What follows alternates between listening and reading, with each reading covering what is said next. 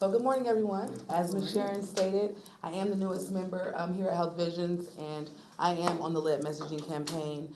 Um, because lead is something that I don't think that we think about enough. I think it's something that we thought, oh, lead was just found in paint all those years ago, and it doesn't affect us anymore. But that is actually untrue.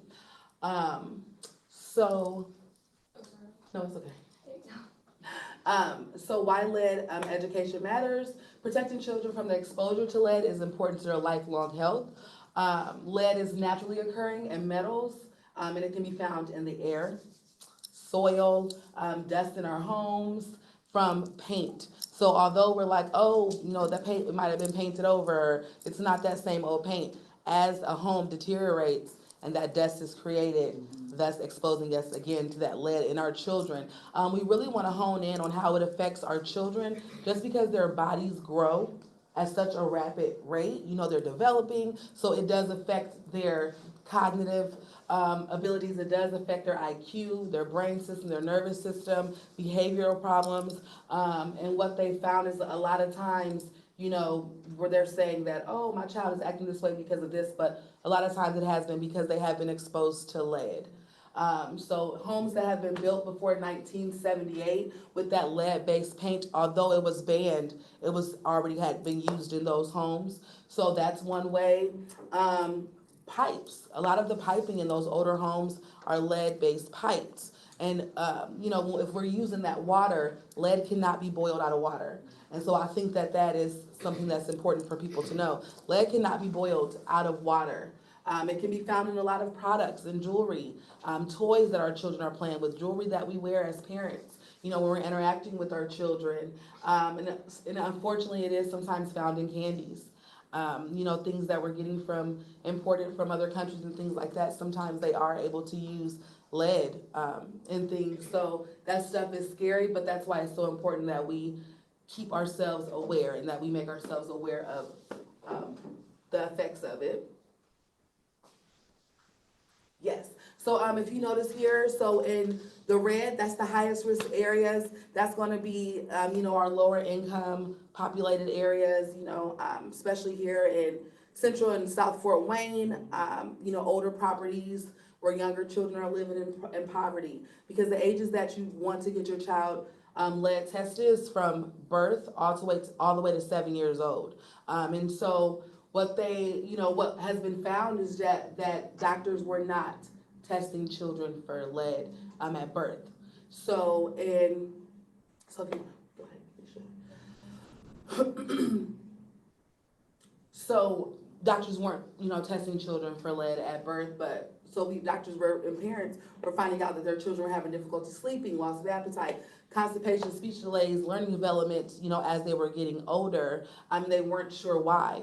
So after doing, different blood tests, and it was coming up that lead was found in our blood, we found out that lead can cause a lot of these different effects in our children, which is why in January, on January 1st, 2023, House Enrolled Act 1313, it went into effect. And so it was a law that required healthcare providers to confirm that children under the age of 7 have been tested for lead. And if they hadn't been tested, then providers had to offer that testing to parents or guardians. They should be testing at the ages 1 and 2 year checkups for our children ages 3 to 6 who have not been tested. The law it is for providers, but parents and guardians should know the importance of the law and lead screening, and they should take the steps to get their child tested. Although this act was passed, there are still some doctors out there that are not testing children for lead. This was passed in January 2023, but myself as a mom in 2019, I actually had to advocate for myself, for my child, because it was just something that my mom would always talk about growing up, lead. And so I had asked the doctor, I was like, hey, did you guys test it for lead? And the answer was no. And they were actually kind of shocked that I even posed that question.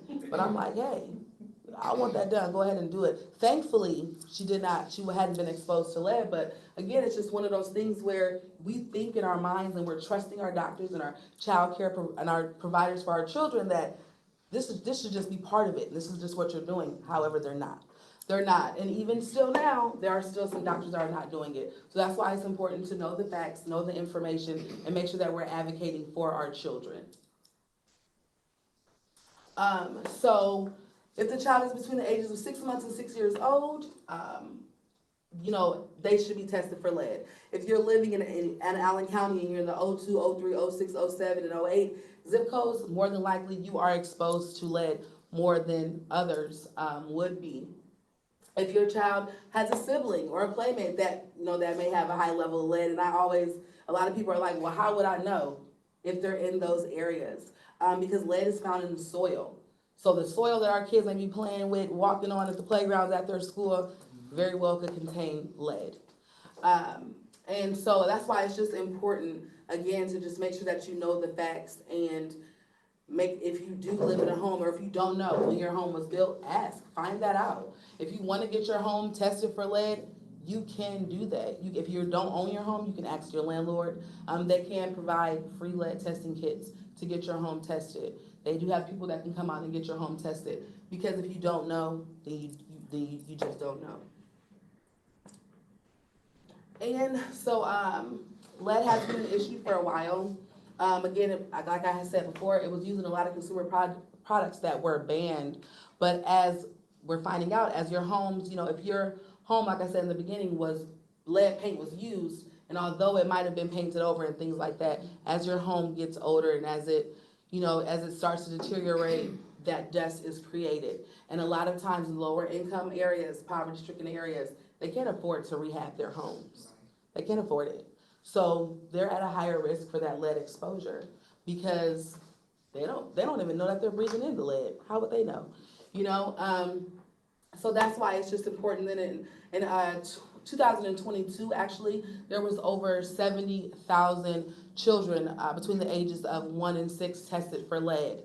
66,000 of those actually did the second part. So when you get lead tested, there's 2 parts to it. So it's the capillary, which is the finger prick, and then it's the blood draw. So a lot of times the doctor is doing that finger prick and they're like, oh, there's not a blood lead level found, or there is. But parents are not following up and getting that second test done, which is the blood draw, which is very important. So that way that data can be collected, so then we'll know.